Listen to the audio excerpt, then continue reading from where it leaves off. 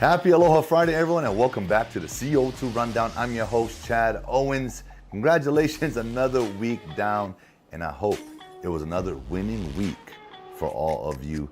Huge mahalo to Long's Drugs for all of their support of the show. Let's continue to support local and making Long's Drugs a part of our days. Let's dive on in to the CO2 Rundown. They say it's not how you start, it's how you finish. And our UH men's basketball team is doing just that. We defeated Cal State Northridge 81-55, but it's how we finished that game. It's how we pulled away. It was tied at the half, 33-33, and we finished strong and building that momentum going into the season finale tomorrow against Santa Barbara. And there's still a shot at a tie for first place in the Big West, and that'll be huge. So we gotta finish strong one more time tomorrow night against Santa Barbara. Let's go, Bows. Our UH men's volleyball team, let me say that again, our two-time defending national championship UH men's volleyball team is getting their rings tonight after the game, and the fans are in for a treat. The first 3,000 fans to arrive at Simplified Arena at Stan Sheriff gets a commemorative coin, right, representing this national championship. So get there early, right? We're taking on number 7 Pepperdine again, and Jakob Tella, our All-American setter, has been back in the lineup, and he's looking to help our Rainbow Warrior men's volleyball team go 15-0 to start this season. I've been saying it since when they won the national championship last year. I said, man, they're returning pretty much everybody. They're going to get that much better. We're going to get the three-peat. And the way we've been playing lately, we have the confidence, but it looks like we're still hungry. When you become a champion, when you become repeat champions, it's easy to get comfortable, but not this team. Not this team. And so we're hungry for more. And so you first 3,000 fans, you got to get there. You got to be hungry to get this coin. Let's go, Bows. UFC 285, the return of Johnny Bones Jones.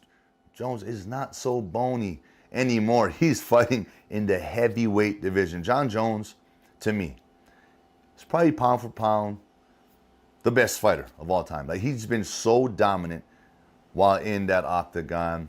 Well, he's up to heavyweight, taking on Cyril Gane for the heavyweight title. You know, this is going to be exciting. This is happening tomorrow night.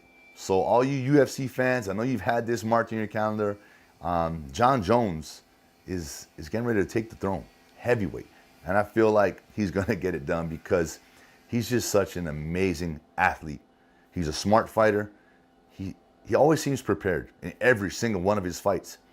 And he identifies the flaws of his opponents, and he just exposes them with his unique style of fighting. So I can't wait to check that out. The return of Johnny, not so Bones Jones. All right, finally, I got a chance to catch up with our University of Hawaii Rainbow Warrior head football coach, Timmy Chang, as they're preparing to close out spring practice. Look, they've gotten better.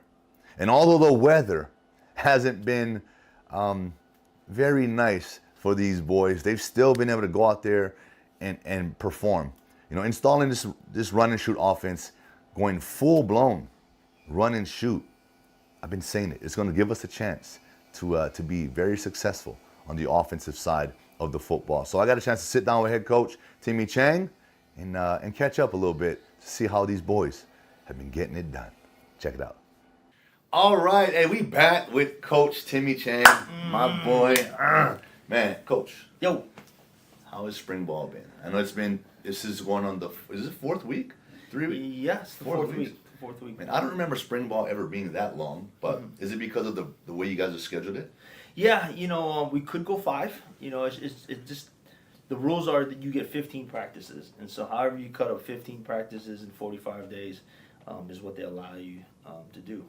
We chose to go earlier in February. Recruiting period is considered a dead period for recruiting. So people can't really high schoolers can't come to the practices and so forth. But for us, it's really good timing. I mean, we started school early in January. The guys got out. They had 4 weeks of training. We got into February. We were able to go 4 weeks and end in the beginning of March. They'll test next week just to see where their ability and their strength is. They'll take a spring break off, and then they'll come back for 6 to 7 weeks of training before school ends, and then we get into our summer training. And so, pretty good schedule. The guys are playing some ball, man, and that's huge. And so, having fun out here. Yeah, I love it. And I want to talk about the training a little bit, because we all know championships are won in the off season.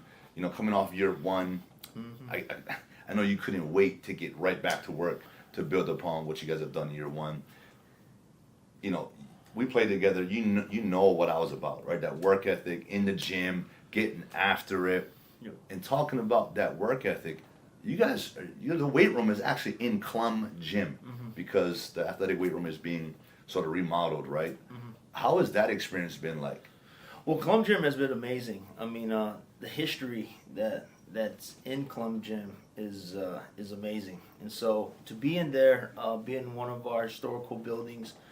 The space is really wide open, and so we're able to put multiple teams in there. I think I've seen the women's volleyball, I've seen the golf, and I've seen our guys train in the room and they're in the same time, and we still have space to do other things, and so we like it. We like the grit about it.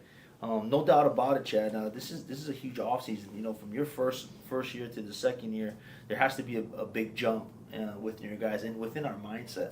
And so just training those guys, January was really hard training.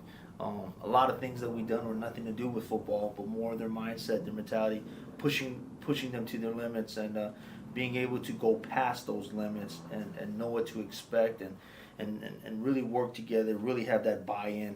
And so January was really good. February's been good, and so these guys are working hard, and we expect them to just continue grinding until season comes. I love it. Speaking of progression, there was a progression last season on the offensive side, right? We, run and shoot. You started sprinkling that in. You started, getting more involved, and here we are. We just got done looking at the plays next door in the offensive media room, and the plethora of options now. The run and shoot, it's going to be a new run and shoot. How has the team, the quarterbacks, the receivers, because we all know it's a tough offense to learn because it takes time. You've done it. You did it for 4 years in high school and then just mastered it and you crushed it. We crushed it here at the university, right? How are the guys doing this spring? I mean, do you have those moments where you're sitting back and you're getting excited because you know what's coming this fall? Sure. There are those moments of excitement because these guys are understanding what we have gone through, right? The communication, the unspoken communication, the route reading, the getting on the same page. Those are so important, and those details are being stressed to the guys, especially in the quarterback room and getting around the receivers, getting around the skill guys, making sure we're all on the same accord, right? We're just all on the same page.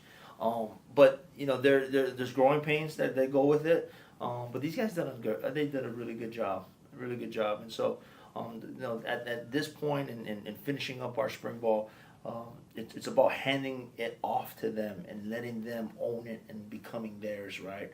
I'm a guy that's just going to be there to help game plan and facilitate the things that I see and get communicated to them. And ultimately, those are the guys that are going out there and making the plays and doing everything that needs to be done. And so, excited. A lot of the similar concepts that we ran are back in the playbook, and it's really about just kind of executing them and being really detailed about them, and just being on the same page. Love it. Hey, all you fans who are used to watching the run and shoot go to work on game days, hey, be prepared because it's back, and it's back better than ever.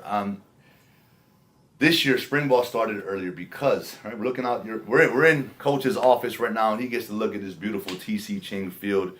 It's going to get retrofitted. It's going to get upgraded to about 15,000 fans, right? 15,000 seats.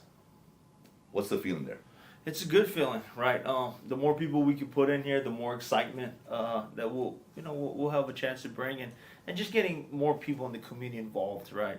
Giving them an opportunity to come to our beautiful campus, watch football at a very high level, and support their state's team. And so, really excited about it, and it's big upgrades, not just for the football team, but also for women's track and women's soccer, and getting their facility to call their own, and a scoreboard hopefully put up, and a field and a grass field that they can run around and really be proud of. That's amazing. Yeah, I mean, it takes everyone, right? We want all sports here to thrive and sort of, yeah, like you said, have their own. So definitely excited for all of those things. Last, Coach, we got a chance to experience the farewell to Aloha Stadium. We're talking about Timmy Chang. It's home for now, but I know everyone's looking forward to bigger and brighter future, at the new Aloha Stadium. But we got a chance to take in the Aloha Stadium that we knew growing up, that you played in throughout high school, won so many prep bowls. We played together, at UH. We got to say Aloha one last time this, last weekend. What was that like for you?